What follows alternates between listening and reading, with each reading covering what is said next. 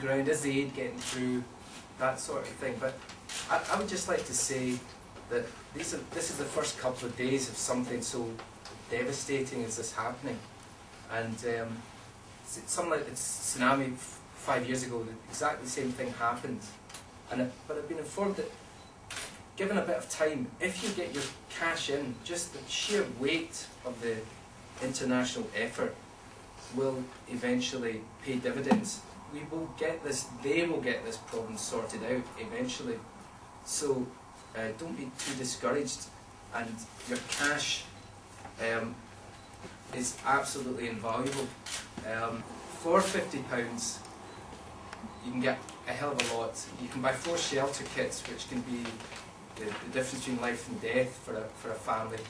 £20 will buy you a basic shelter, like you know, made out of tarpaulin, a basic shelter for a family.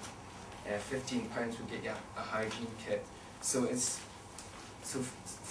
will get you an awful lot. And phone the number. Do we have that? 0370 60 60 900. Right behind me. Thanks very much. Certainly, just before I came out this morning, I was reading one report on the ground that said that the main water supply, albeit previously not particularly great, had been totally disrupted. And I think 3 main water supplies within Port-au-Prince have been disrupted. So water is obviously an absolutely crucial element, but so also is shelter and food and medical supplies. So I think they're probably the key needs at the moment.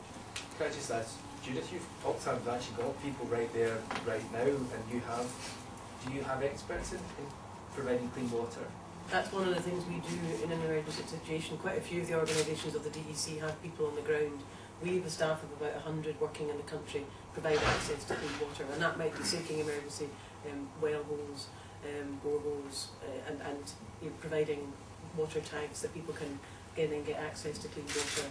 And managing that process as well, making sure that people who need the access get it, making sure there aren't riots around when people are desperate, and just actually making sure that process is available and accessible to people who need it. And it allows, by getting cash in here in Britain, we can say to them in the country, you have this much money to spend. They don't need the money right there, but they need to know they've got it, they've got access to it, and they can make things happen. Obviously time's running out for people that are trapped. Who's getting the people out? Who's going to get the people out? I mean, I'm relying at the moment as much on mainstream news broadcasts for that at the moment, Stuart. Certainly we know there was a team of search and rescue experts from the UK were out, and an advance party from the Reuters news that I looked at this morning, an advance party had already got in to Haiti. The rest of the team, I think, is in the Dominican Republic at the moment waiting to them. So we know that there are some limited search and rescue capability already reaching the affected area, but I think it's that's been slow.